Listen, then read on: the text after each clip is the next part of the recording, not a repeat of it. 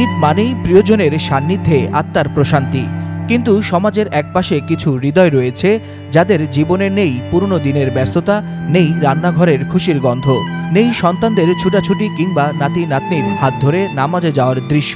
ঈদের নামাজ শেষে এরা ফিরে আসেন একাই, কোলভরা সালাম আর চুম্বনের প্রতীক্ষায়।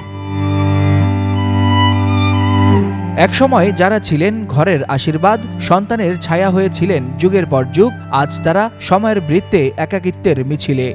রাজধানী ঢাকার মিরপুর, আগারগাঁও, মোহাম্মদপুর এমনকি দেশের বিভিন্ন প্রান্তে ছড়িয়ে ছিটিয়ে থাকা এ সকল বৃদ্ধাশ্রমে ঈদ আসে নীরবে, কিন্তু ফেলে রেখে যায় বুক ভরা অপেক্ষা।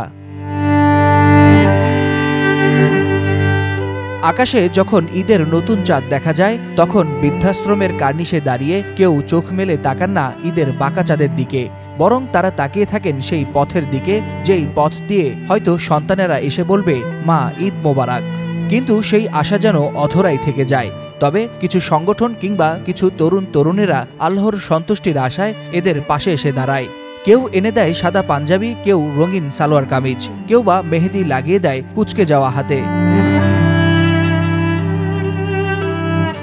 তবুও এই সকল বাহ্যিক আয়োজনের মাঝে ভেতরে জমে থাকে অপূর্ণতার হাহাকার। এক বৃদ্ধা মা বলেন, ছেলেটা বলেছিল ঈদের দিন আসবে, অথচ 5 বছর ধরে ঈদ আসে, কিন্তু সেই ছেলে আর আসে না। আল্লাহ তাআলা বলেন, তোমরা তোমাদের পিতামাতার সাথে সদ্ব্যবহার করো, অথচ সেই আদেশ ভুলে আজ আমরা যাদের রেখে এসেছি সমাজের কিনারায়, তারাই আমাদের দোয়া করার হাত উঠিয়ে বলেন, হে প্রভু, ওদের প্রতি দয়া প্রদর্শন করুন, যেভাবে ছোটবেলায় আমি ওদের লালন করেছি। এই বৃদ্ধাশ্রমগুলো যেন সমাজের অজানা এক আয়না এবং এক একটি নিঃসঙ্গ কাব্যগ্রন্থ, যেখানে প্রতিফলিত হয় অবহেলার দগদগে ছবি।